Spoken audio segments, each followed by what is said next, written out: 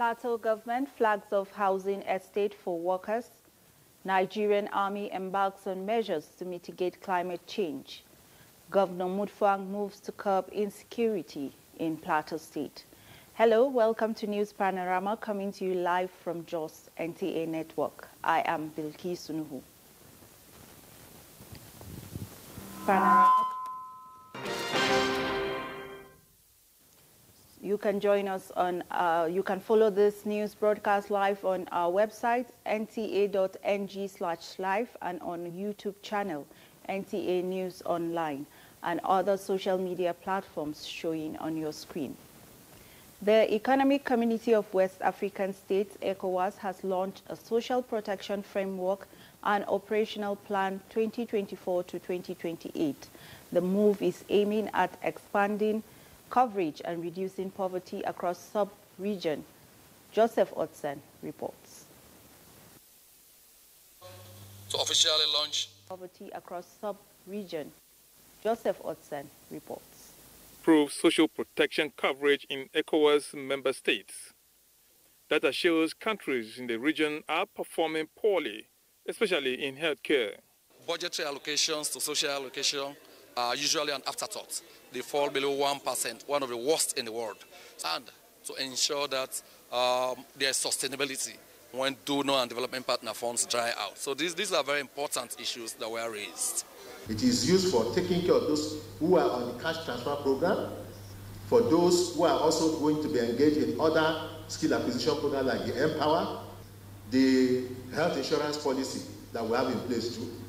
That if you come on board the National Social Registry, we will know the number of Nigerians who are also assessing benefit in terms of health insurance program that we have in place. Half of the member states of the ECOWAS sub-region are said to just have about 10% social protection coverage, far below the 52% global coverage.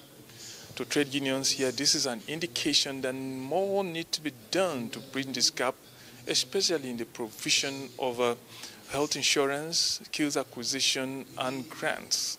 To come up with different interventions to support those that are unemployed, to support those that are employed in the informal economy to access health care and other benefits. The ECOWAS social protection framework is now expected to guide stakeholders uphold minimum standards, enhance accountability and cooperation towards reducing poverty and creating wealth in the region. In Abuja, Joseph Otsen, NTA News.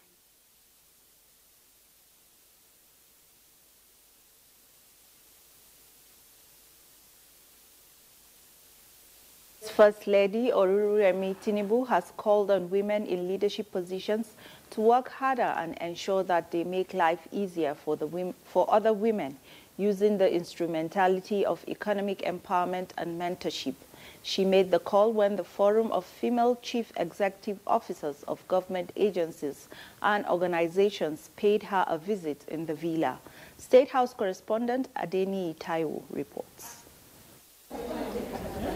Led by the chairman of the Nigerians in Diaspora Commission, Abikedabiri Erewa, members of the Forum of Female Chief Executive Officers in government agencies and organizations are in the office of Nigeria's First Lady, Oluremi Tinubu, to pledge support with their eyes set on collaboration. All this will not have a meaning if we don't really turn the lives of the younger people around. While appreciating their visit and the measure of their individual contributions to nation building, the First Lady wants them to take the lead in driving women inclusion. I need you to mentor young women.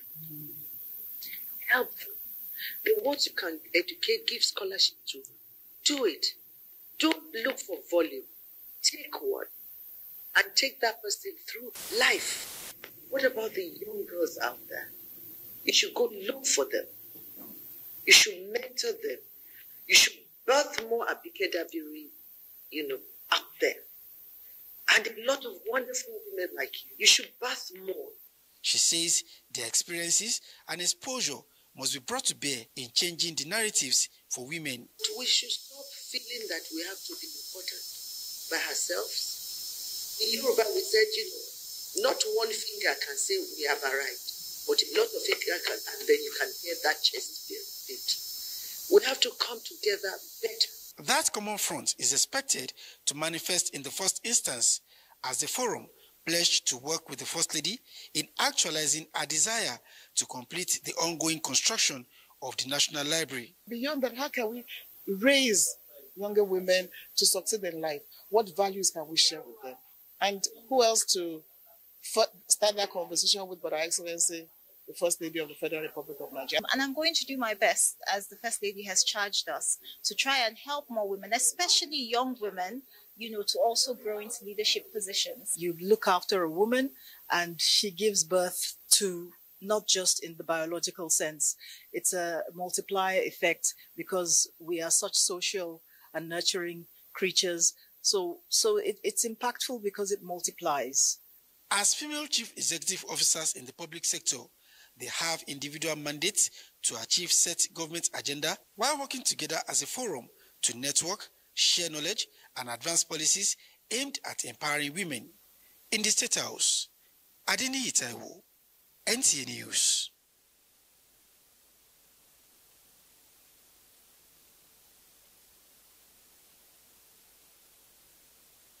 In an effort to boost the morale of civil servants, Governor Mutfwang has performed the groundbreaking ceremony for Workers' Housing Estate in Bosa local government area, calling on the workforce to be professional, efficient, responsive, and uphold the highest standard of integrity. Priscilla Grumnan has more.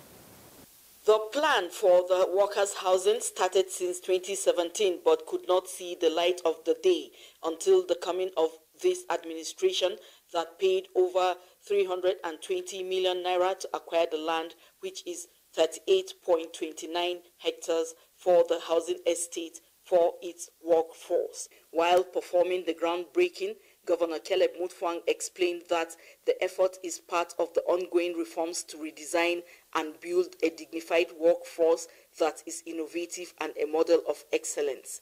He therefore called on the civil servants to shun absenteeism, embrace innovation, and rebuild trust between the government and the people they serve. Today, we are not merely laying foundation stones, we are laying the foundation of hope, the foundation of dignity, the foundation of stability for our hardworking and dedicated workforce. This project is a clear testament to our administration's unwavering resolve to prioritize the welfare of civil servants, the true and reliable engine room of good governance. Plateau State Head of Service, Mr. Stephen Pam Godon, commended the governor for the visionary step, which he says has rekindled hope and confidence that government can be fair, responsible, and compassionate employer, urging the civil servants to give in their best in the service of the state. By investing in workers' housing, Governor Caleb Mutfwang is not only rewriting the story of Plateau civil service, but also demonstrating in practical terms that loyalty and dedicated service to the state will never be forgotten.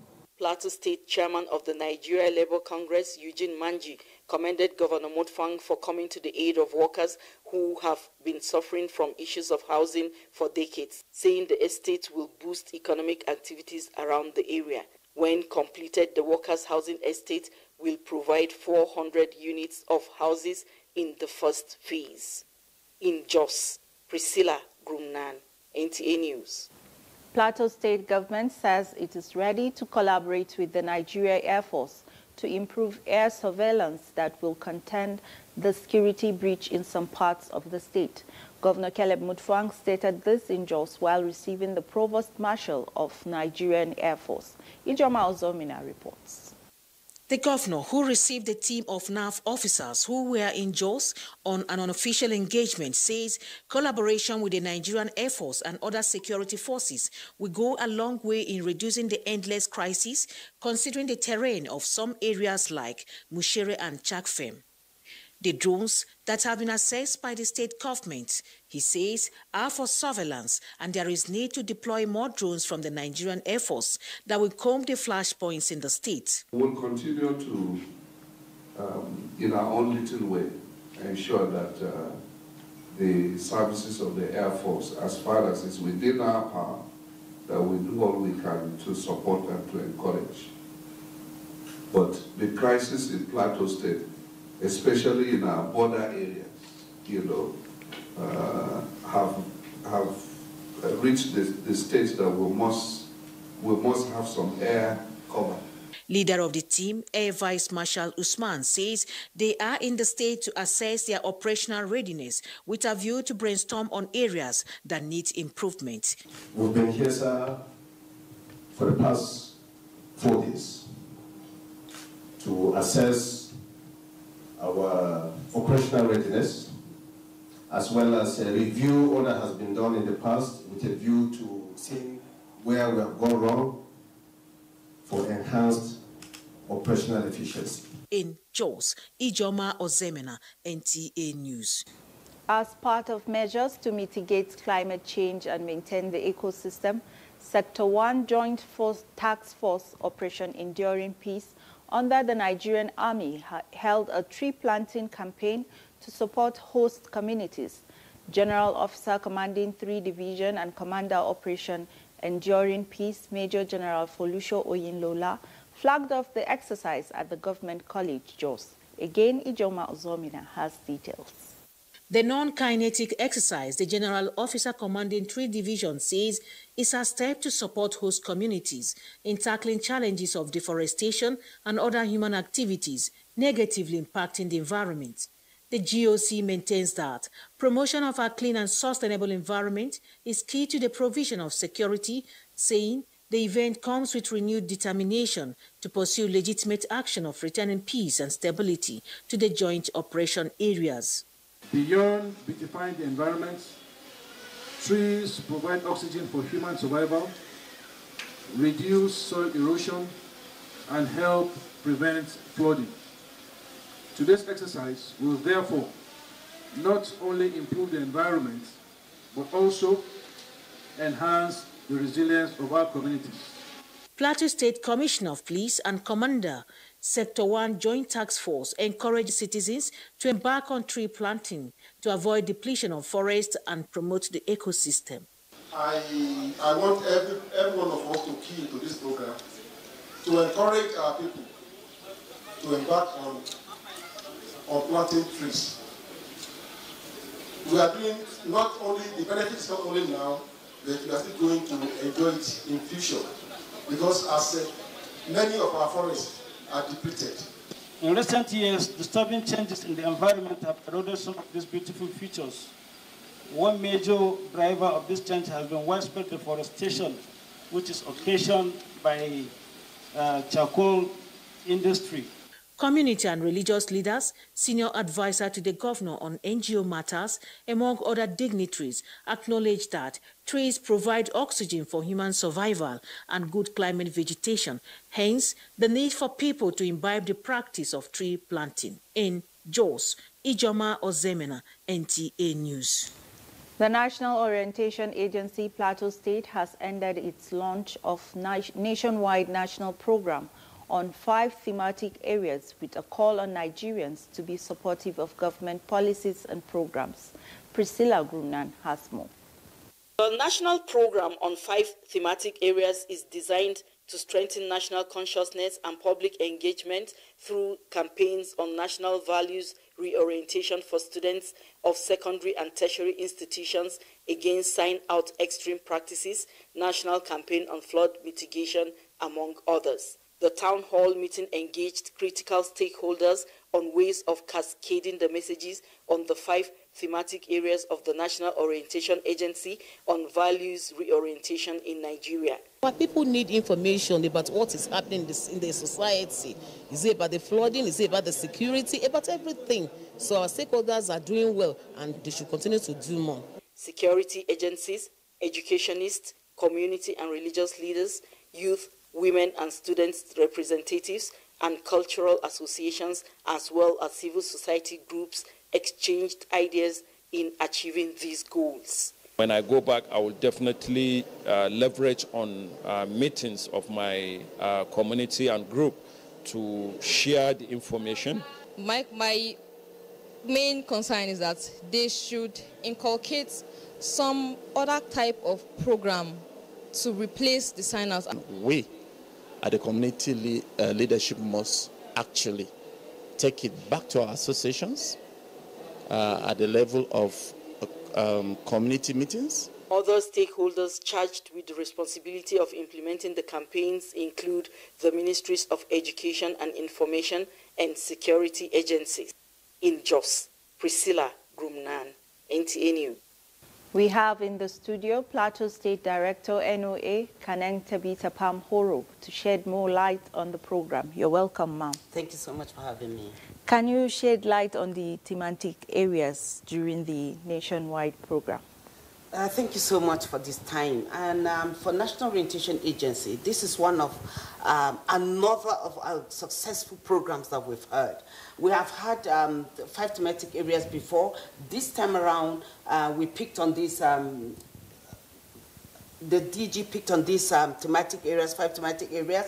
One, we have the national programs that we give education to. That is how government has successfully enrolled over 600,000 students of tertiary institutions to give them soft loans by paying their fees, which we know that afterwards government has made a pact with them.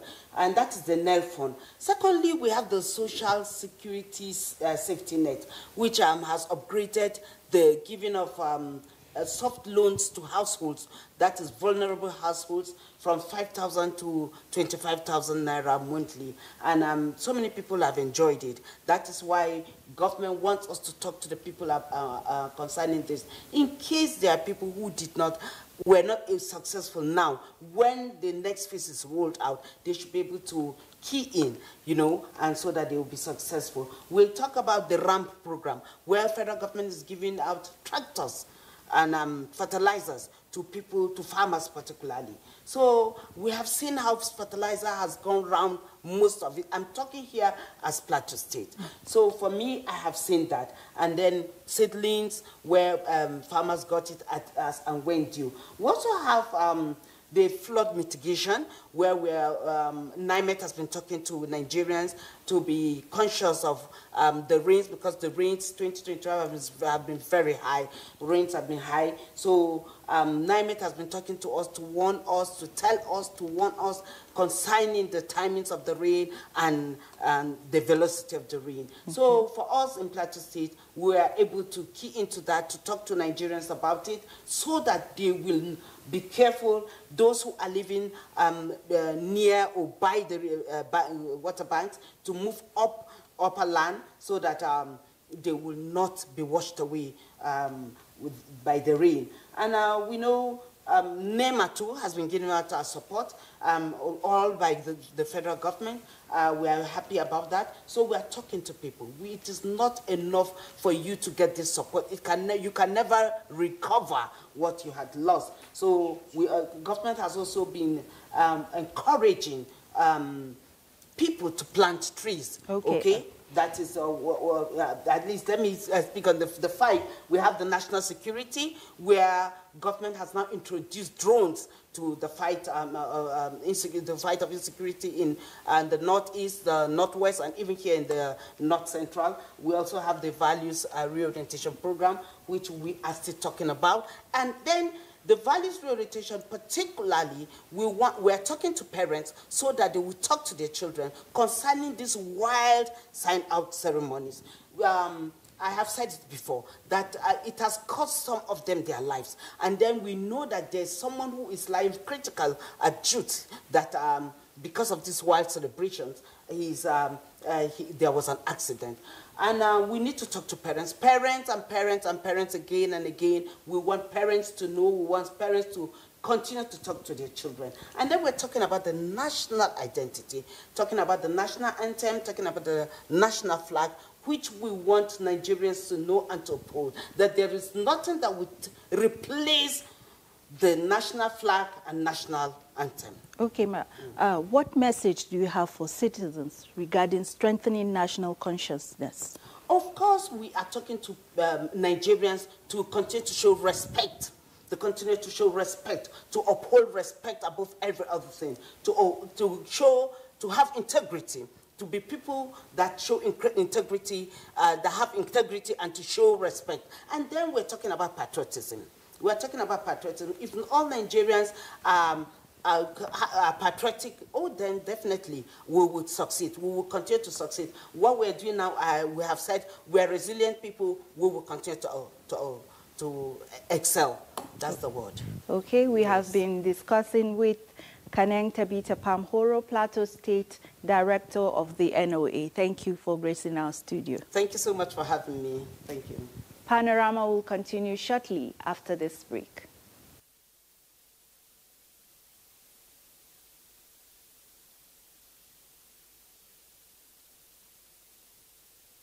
Lagos State Governor Babajide Sanwo-Olu says urgent action must be taken to save the Lagos lagoon and shorelines from illegal dredging, pollution and climate change. Speaking at the first Lagos State Waterfront Summit, the governor described the preservation of lagoon as not just an environmental task, but a cultural and economic necessity. Joy Ken Abakboya reports. The Lagos Lagoon is one of the state's most valuable natural assets, supporting biodiversity, livelihoods, and the environment. Spanning over 6,000 square kilometers, it is more than a water body. It sustains the daily lives and culture of millions. But the ecosystem is under threat from industrial waste, illegal fishing, rising sea levels, and coastal erosion pressures, putting communities at risk.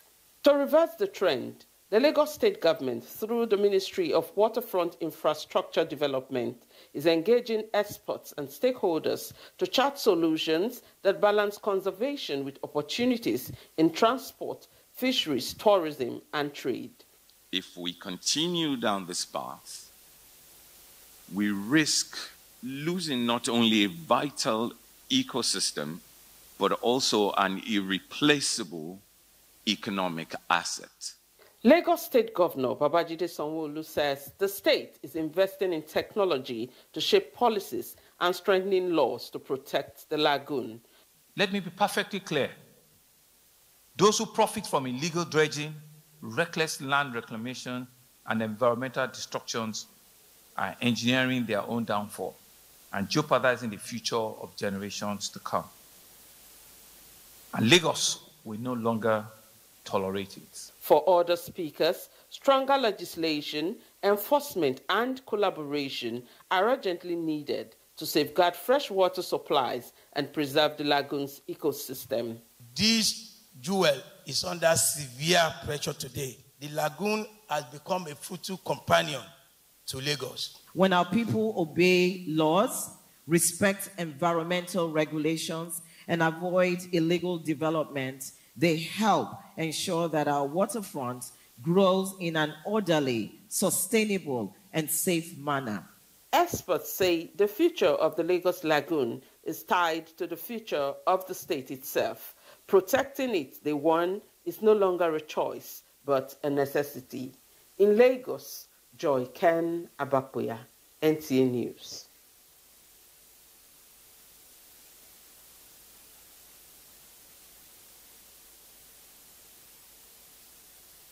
Let's join Oche Ngbege for the latest from the world of sports. All is now set for the 2025 Controller General of Custom Volleyball Championship scheduled to commence in Abuja from the 19th of September 2025. In an exclusive interview with Nigerian Volleyball Federation President Musa Nimrod in Abuja, he revealed that this year's league is set to become the best edition yet. Everything is taking shape and no problem. Everybody, even the marketers, everybody's just waiting for that day because it's a very big championship. All aware is a lot of the clubs are right now in the camp and we are putting things together. To athletics, two Nigerian athletes, Chioma Onyekore-Leon and Obiageri Pamela Amechi, bow out of the World Athletics Championships in Tokyo, Japan on day one of the competition. Amechi was the first to exit after managing a best throw of 55.69 meters on her opening attempt, which left her in 16th position. well short of the mark required to reach the finals. National record holder Onyekwere Leon also struggled to progress. The 31-year-old opened with a throw of 59.45 meters, but at subsequent 2 attempts fell short, ending her hopes of advancing. To football, attention's turned to league football this weekend, with matchday 4 games taking center stage in the Nigerian Premier Football League. Bende Insurance are at home to Niger Tornadoes. Bayelsa United play Enyimba. Rangers face Kano Pillars away, with reigning champions Remo Stars being the guests to Plateau United. In England, 8 matches will be played on Saturday, with Arsenal entertaining Nottingham Forest, while Everton hosts Aston Villa in a match that will be live on NTA. The first Manchester derby of the season between City and United is scheduled for Sunday. In Abuja, Oche Ngbedi, NTA News.